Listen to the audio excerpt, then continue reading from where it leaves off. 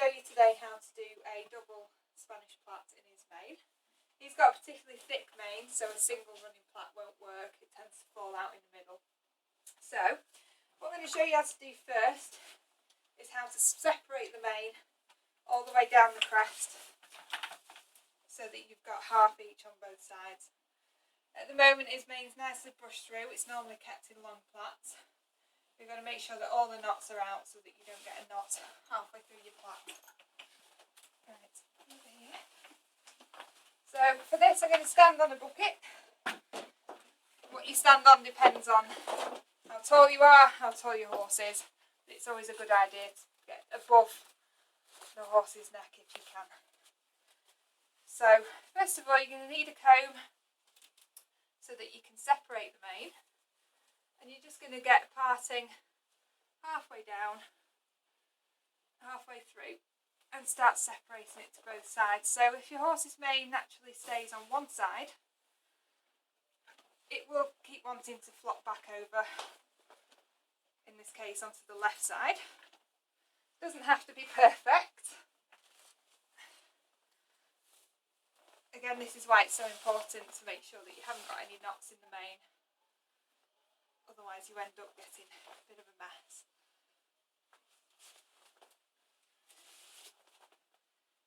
Now you'll see here that this mane isn't particularly clean. I tend not to wash it all that often because it makes a bit more hair fall out than I'd like to, so I wash it every couple of months really.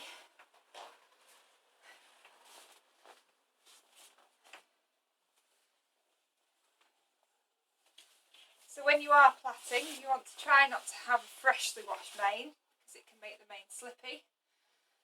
So ideally you can wash it, leave it a couple of days, or you can use plaiting spray or gel or something that's going to make it just that little bit more stickier so it stays in place. This doesn't really want to stand still today.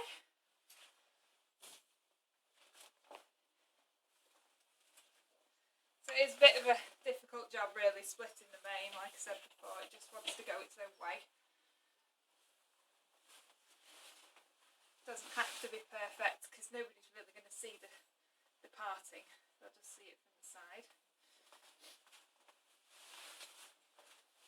So once you think you've got an even amount of mane on both sides, you may have to just tweak it a little bit and we can start the plait.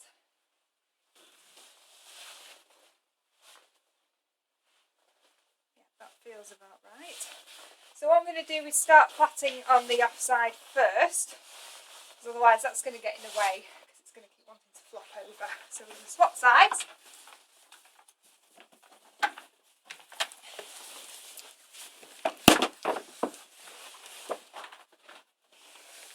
At this point now we can lose the comb. So if you've never done a running plait before, you start with a small section at the front and you separate it into three.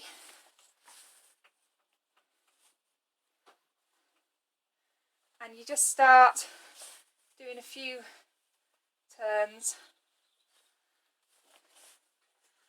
and then you can start introducing a little bit of mane as you go along. Each time you make a turn in the plait, you need to make sure it's as tight as possible. If you let it go loose, it'll end up drooping down the horse's neck. So you want it to be really tight. Don't be afraid to give it a good pull. It will make your fingers ache, but it's worth it in the end. Please forgive the fact that this mane is absolutely filthy.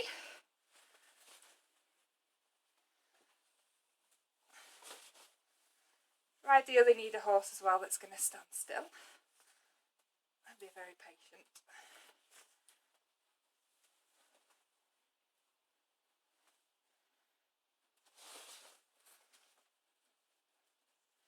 Now this takes practice. Your first attempt could go horribly wrong.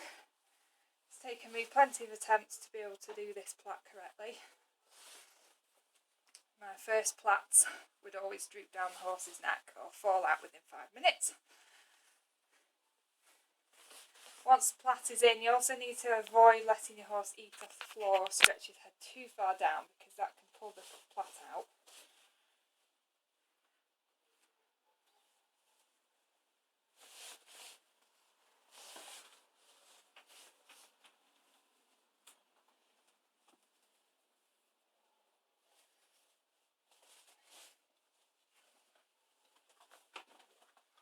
Good boy. Nosy.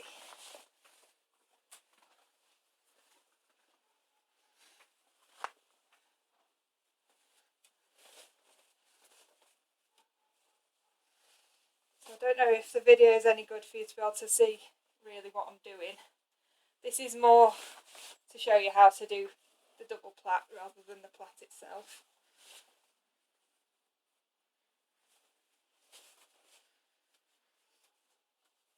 So it gets a little bit tricky here now because, as I said earlier, it's got a very thick mane. It's thickest in the middle, and the thicker it is, the harder it is to keep hold of all of the mane in the plait.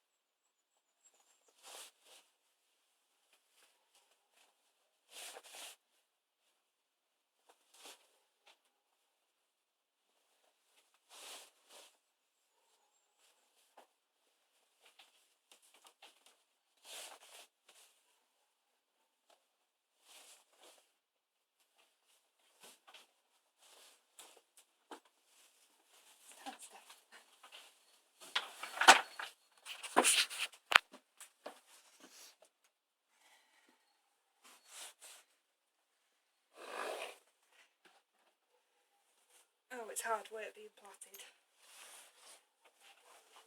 Move your head, mate. So it is quite a long process, but it's worth it once you get it done. Move your head. So as you get towards the end, most horses' manes thin out, as his does. So you'll find that you're really having to pull the mane forward to get it all into the plait. Don't worry if you can't get all the straggly bits in the end, you can hide them under your saddle. So you can see it's got a little bit looser here because A, he wouldn't keep still, and B, this is where his mane is thinning out, so it's a lot more difficult. So once you get to the last bit, you're just going to plait your way down to the bottom. Take a band. Has to be purple. Not really.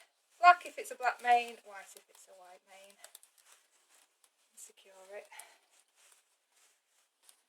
And then with another band, just going to fold it up and fold it up again. Just so that it looks neat.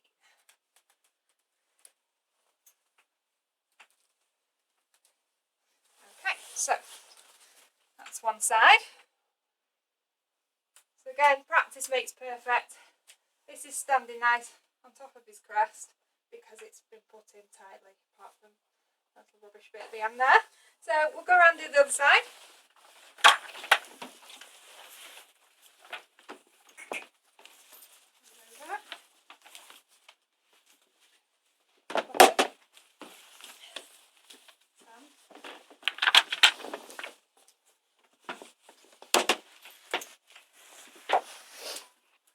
Okay, so same again.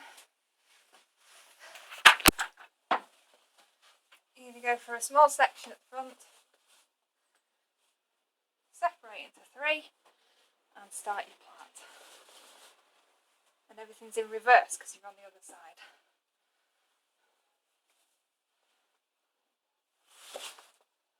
So any remaining hair now on this side is just going to go into the plait.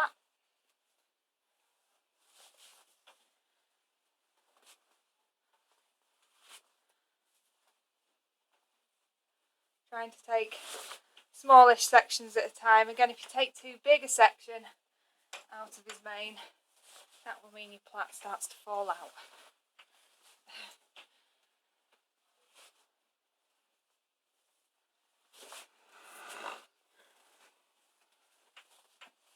Again, it helps if your horse isn't moving around. You'll find that some of these Spanish horses in Spain, they get plaited every time they're ridden, and they know how to stand perfectly still. Move that.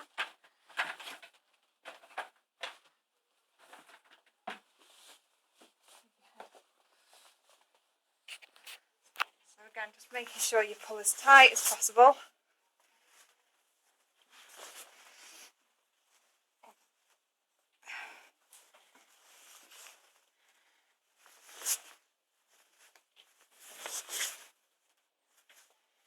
And you'll see once you have a go at this how important it is that the mane is not free, because if you're clinging on for dear life to a plait and you're trying to get your next section and it's knotted, it'll reduce you to tears, because it's a bit of a nightmare to get a knot out when you've already got your hands full.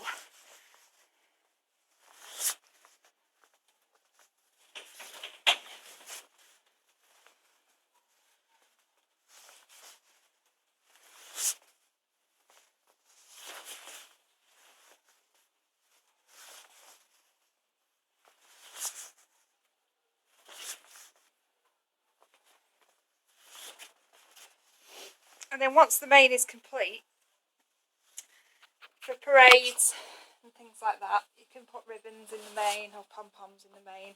Ribbons are more of a Portuguese thing, pom-poms are more of a Spanish thing. Generally not seen in the regular parade classes, but if you're doing a farrier, parade through the street, or like I did, we went through the streets of London for the New Year's Day parade, pretty much anything goes, the more colour the better. So we had red and gold plait, ribbons in the plait. That could be another video one day. Stand. Nearly knocked me off my bucket. Stand. Come on.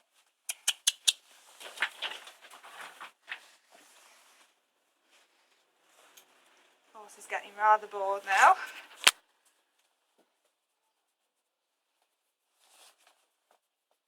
So you may find that his plait on the other side stands up a little bit more than the one on this side, because his mane naturally falls to the left anyway. So this plait is more likely to fall down to the left. But again, if you can get as high as you can and as tight as you can, it will stand up a little bit more.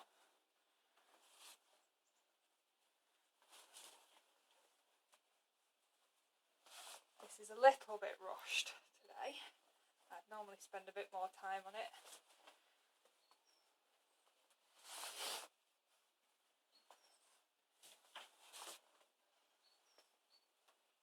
So again, we're getting towards the straggly bits at the end. He's got quite a large section at his wither. It just will not go in a plait. I'm not going to trim him because it's not something that we're supposed to do with these purebred stallions. So that little bit there, the wither, can just be hidden under the pommel of his saddle. If need be, I can just pop it in a band or in just one long thin plait. So again, I'm just going to plait down to the end.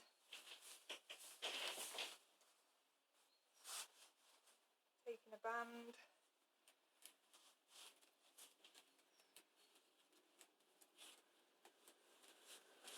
And another one. Fold it up twice.